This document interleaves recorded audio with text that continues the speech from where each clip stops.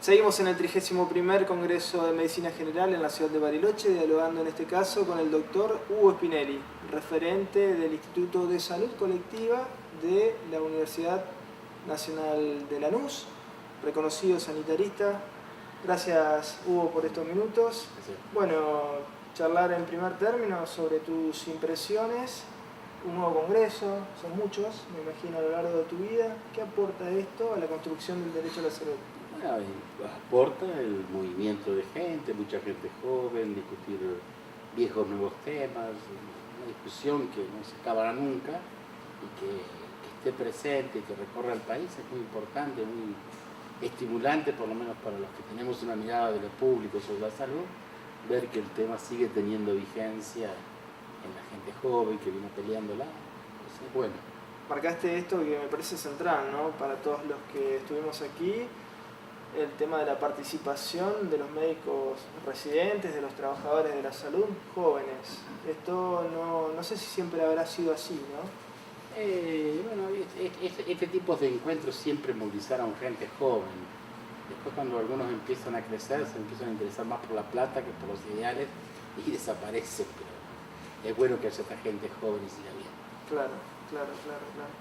Bueno, marcanos un poco lo que estabas comentando en una de tus disertaciones respecto al valor de la palabra en la construcción del derecho a la salud, ¿no?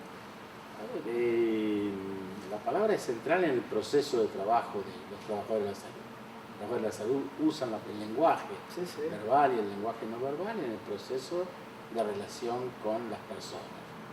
El derecho a la salud es una cuestión ya mayor y tiene que ver mucho más con el rol del Estado y esas cuestiones, pero como este trabajador tiene mucha autonomía en la base, no es el obrero de la fábrica, puede generar en el proceso relacional con el usuario, con el ciudadano, cuestiones que hacen al derecho, al poder ejercitar ese derecho a la salud.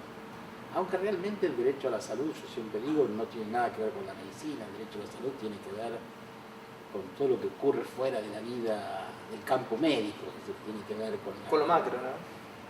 No, pero sí, con lo macro, si entendemos la alimentación, el aire, el agua que tomamos en el trabajo, el tiempo libre, es decir, con la vida misma. Sí. La medicina y otras profesiones lo que hacen es reparar en su gran mayoría el tema cuando el cuerpo enferma. Lo que podemos hacer nosotros en el campo de la prevención y la promoción es muy pequeño en comparación a lo que podría ser la sociedad en su conjunto por el tema de la salud de todos. Es decir, si trabajáramos mejor el medio ambiente, si trabajáramos mejor la contaminación, si los alimentos fuesen saludables y no llenos de patologías. Entonces ahí hay intereses muy fuertes económicos que hacen que evitan que eso se hable y nos asignan al campo de la salud el tema de la salud de la gente. La salud de la gente no tiene que ver con el campo médico. La salud de la gente tiene que ver con los derechos y con qué tan igual o desigual quiere hacer una sociedad. Marcaste, y volviendo al tema del lenguaje, ¿no? Me parece central este tema del lenguaje. Hay una ruptura en la relación, en la interrelación entre el médico, el trabajador de la salud, con el pueblo, con la persona que va a pedir el servicio, ¿no? Muchas veces el lenguaje del médico particularmente es un lenguaje inaccesible para el común de la gente. ¿Por qué se da esto? Y si considerás que se puede mejorar o dejar de lado, ¿no?, esta situación. A ver, no, dejar de lado no es central, el tema de lograr la comunicación es fundamental en el proceso. Bueno, tiene que ir con jergas y con una formación que no nos hizo pensar nunca en el otro. Claro. Se manejan, todavía en la universidad se sigue enseñando el viejo esquema de emisor-mensaje-receptor, que es un paradigma de la física para la comunicación, pero no es para relaciones de personas. Entonces esas cuestiones no se trabajan en las universidades, es decir, es muy poco el espacio que ocupan las currículas, y los profesionales van aprendiendo estas cosas de manera reflexiva y haciendo el camino.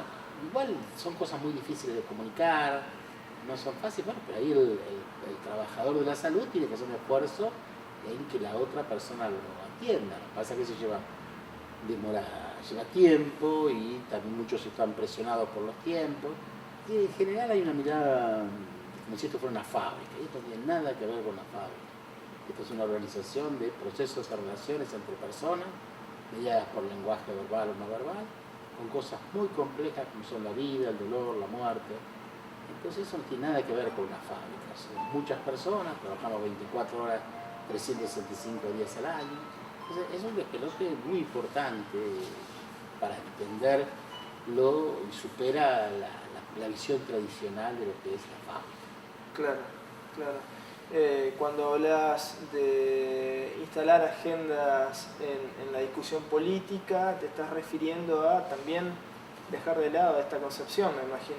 Sí, eso sería parte de eso, no, pero me parece que en la agenda política tenemos muchos más temas para colocar, por ejemplo, preguntarnos cuáles son las causas de los cánceres que hay en Argentina. Sí, sí, hay sí. muchos cánceres que son por causas ambientales o por determinados químicos que se utilizan, preguntarle por qué no cumplimos normas que tenemos que prohíben la distribución y venta de algunos insecticidas que se siguen comprando en la Argentina. Es decir, nuestro país no es un país que se caracteriza, Mario Tesca lo planteaba hace muchos años, es decir, son cementerios legislativos. Generamos normas, son leyes, que después no tienen legitimidad y no se cumplen. Entonces, ahí tenemos un grave problema. Montones de cosas, de leyes, que de cumplirse actuarían muy favorablemente sobre distintas situaciones. Por ejemplo, estando acá en Río Negro, los trabajadores de la fruta fumigan a veces con insecticidas que son fosforados, y eso es una cosa prohibida a nivel mundial, en muchos países a nivel mundial, que se sabe que tiene algún efecto cancerígeno, que pueden provocar infecciones agudas, sin embargo se siguen usando. ¿Por qué se disocia siempre o por qué se deja de lado la visión sobre la realidad de los trabajadores a la hora de pensar los procesos salud-enfermedad? De los trabajadores en general. En general. Y porque si se problematizaran las condiciones y medio ambiente de trabajo, habría un problema para muchas fábricas. Pensemos que los proyectos neoliberales lo que tratan de hacer es bajar costos, eliminar leyes de seguridad del trabajo y eso. Es decir, generar condiciones saludables para un trabajador, que sería lógico y humano, implica invertir más en esos trabajadores. El capital no le gusta gastar plata en eso en términos generales. Y entonces tenemos muertes laborales muy importantes. Tenemos muchos temas. Nosotros este año hicimos un seminario en la universidad sobre asbesto, que es una fibra que está dentro del cemento y que provoca cáncer de pulmón, y esos temas no aparecen en la agenda. La salud del trabajador no es un tema que aparezca en la agenda ni ocupa espacio en las currículas de las universidades. En general son temas malditos, diríamos yo, porque si los pusiéramos en la agenda queda en evidencia lo salvaje de que es el capitalismo para extraer sus ganancias. ¿Qué valor le das a la medicina general dentro de lo que es tu concepción de la medicina? Yo creo que fue un pensamiento interesante, que era volver a los viejos médicos que tenían una mirada integral de las familias. Hace 50, 60 años no había tal sobreabundancia de especialistas. Había un médico de familia que atendía desde la abuela hasta el chico y que cuando tenía alguna duda consultaba a un especialista. Esa mirada integral, que es una mirada mucho más humana, se fue perdiendo y allá por los 80 empezó la vuelta de los médicos generalistas, y yo creo que es un buen elemento, un buen recurso humano, un buen personal de salud, mejor dicho, para tenerlo en territorio, en contacto con las personas, y que detrás de ese personal, detrás de esos equipos de salud, integrados por un médico general, por una trabajadora social, enfermero, odontólogo, trabajador de salud mental, haya equipos de referencia en los cuales deriven este equipo territorial. Las enfermedades, tenemos una visión muy lineal de la enfermedad tiene que ver con las relaciones, y hay montones de anécdotas que uno podría traer que muestran que lo que aparece explícitamente con la cabeza del iceberg es la enfermedad responde a cuestiones muy sociales, vinculares, laborales, que si alguien que está en el lugar conoce la familia, va pudiendo jerarquizar, y entonces en vez de una buena tomografía hace una charla en profundidad. Eso el especialista lo recibe cuando profesional de la salud está en un hospital y recibe una larga fila de gente que va atendiendo, ve solamente esa persona sin su historia, sin su vida social, sin su vida cultural, y compra muchos espejitos de colores. Claro. Tendríamos, ahora, si los sistemas de salud fueran a cuestiones más lógicas y racionales, ese tendría que ser el modelo, es decir, equipos de salud en territorio con poblaciones asignadas, siendo responsables de esas poblaciones, conociéndolas y derivando ellos a los especialistas. Y volviendo a una concepción más artesanal de lo que es la práctica médica. Cuestión relacional, es decir, son procesos relacionales, la salud es un proceso relacional, yo tengo que conocer al otro, el otro me tiene que conocer para tener confianza. Yo tengo mucho poder para ponerle un nombre, es decir, usted tiene un cáncer, se va a morir dentro de 5 meses. O si yo no tengo una relación construida con esa persona tiene todo el derecho a decir, este tipo me está mintiendo, busco otro y se pierde tiempo. Entonces, yo construir un vínculo con el trabajador de la salud y las personas, los ciudadanos del territorio, porque se juegan cosas muy importantes, muy fuertes para contarle la intimidad de lo que le pasa, lo que es su vida, su padecimiento psíquico, sus cuestiones. No se lo puede andar contando a 35 personas en un mes. En ese sentido la medicina se ha deshumanizado porque ha entrado el capital a jugar fuerte. Yo siempre les digo, gastamos más del 10% del Producto Bruto Interno, esos son miles de millones de dólares todos los años. Hay mucho negocio y ese negocio... El 10% de la riqueza nacional. De la riqueza nacional se gasta en el campo de la salud. Eso es una locura. Que se gaste bien o mal ya es otro cantar. No, se gasta mal, ¿no? Tenemos muy malos indicadores en función de lo que se gasta, pero en países en el mundo con mucho menos gasto que tienen mucho mejores indicadores. Mucho de ese gasto es corrupción, cosas superfluas, gastos innecesarios. Entonces, el tema es, hay que tener mucho poder para meterse con esos intereses muy poderosos. Pero desde el punto de vista de racionalidad, esto está totalmente consensuado a nivel internacional. Habría que tener equipos en los territorios, viejo, que además se estaba planteado en los inicios. En 1900 uno puede encontrar textos que planteaban eso. El hecho de la entrada de la tecnología y la fantasía de la vida eterna y la belleza eterna y la negación de la vejez hace que haya cuestiones muy aberrantes.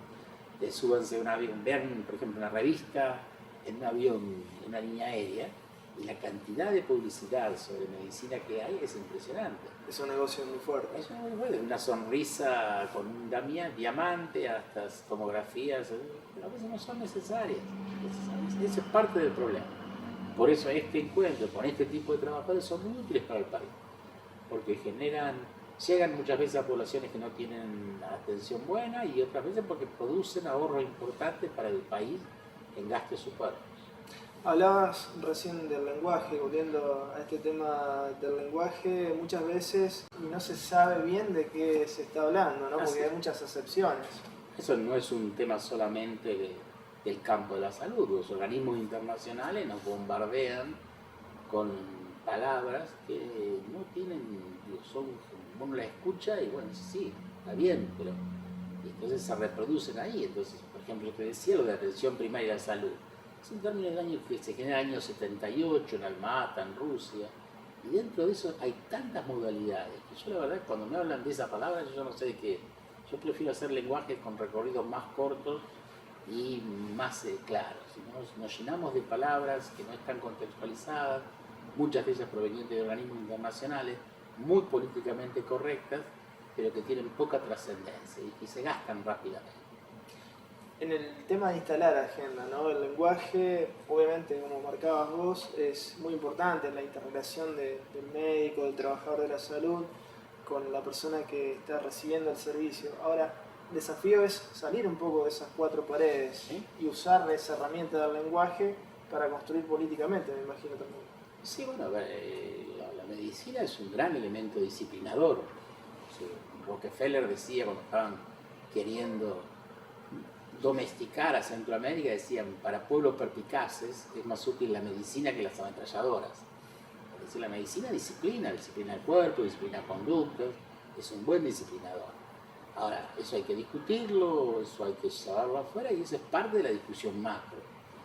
Y los cambios en la medicina no van a venir de adentro de la medicina.